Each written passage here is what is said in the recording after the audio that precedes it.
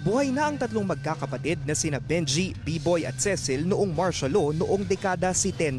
Saksi sila kung paano napatalsik sa pwesto ang diktador na si Ferdinand E. Marcos sa pamamagitan ng EDSA People Power Revolution noong 1986. Matapos ang 4 na dekada, sabay-sabay silang tumungo sa makasaysayang People Power Monument ngayong February 25.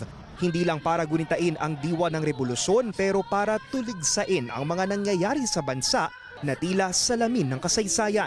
Makita nyo na ngayon bigla na lang ang daming pinapatay na walang nananagot. Ang daming mga nangyayaring krimen na hindi nahuhuli yung mga perpetrators. Napakahalaga talaga na maging panagutin natin sila. Kasi nakikita natin talamak ngayon yung kahirapan, talamak yung poverty and yung hunger. Saan ba nagmula to kundi sa corruption? Ang 67-year-old na si Benji Avis na sumasama sa mga protesta laban sa diktadurya, malungkot na tila hindi natutupad ang adikain ng EDSA Revolution. Pero aniya, di tayo dapat mag-give up, no? Kaya sabi natin, kaya nga tayo, sabi nga rin, nag-uusap kami ng kapatid ko kanina, kaya nga tayo narito dahil sa democracy na achieve natin 40 years ago. yan din ang sentro ng panawagan ni mamamayang Liberal Representative Laila de Lima sa kanyang talumpati. Aniya, mas naging lantaran pa ang karahasan sa panahon ng drug war ni dating Pangulong Rodrigo Duterte na nakakulong ngayon sa International Criminal Court sa The Hague, Netherlands.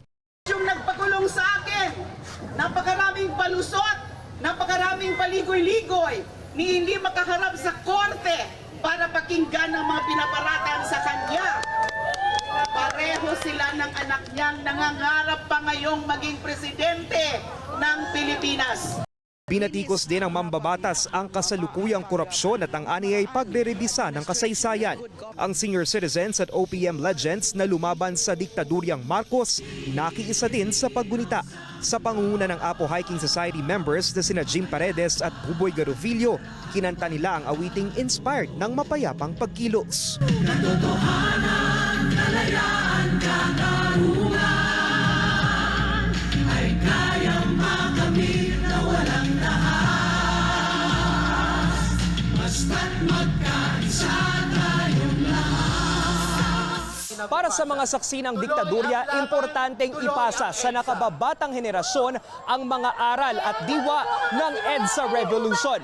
Kailangan din daw ng mga bagong mukha ng lider para wakasan ang mga dinastiyang ilang dekada nang naghahari sa bansa. Ang apo ng democracy icons na sina dating Pangulong Corazon Aquino at si dating Senador Ninoy Aquino na ang pagkapatay ay naging mitya ng people power, binansagan namang kontrabida ang anak ng diktador na si Pangulong Bongbong Marcos. Mula kasi nang maupo sa pwesto si Marcos, hindi idineklara ng Malacanang na non-working holiday ang anibersaryo ng EDSA Revolution. Yung tatay niya, yung talagang nagpahirap sa ating bayan, ni minsan ay hindi niya kinilala ang napakalaking pagkakasalan ng kanyang pamilya dito sa ating bansa. Sa kabilang dako naman, sa makasaysayang EDSA Shrine, piniling magdaos ng protesta ng grupong makabayan. Hinarang man ng pulis, nakalagpas ang mga relihista sa barikada at naituloy ang protesta. So yun na nga, mas kung nung panahon ni Marcos ay walang respeto ang pulis sa rights na to assemble and free expression, hanggang ngayon di pa rin nagbabago. Para sa mga impormasyong napapanahon at on-demand, Lance Mexico, Newswatch Plus.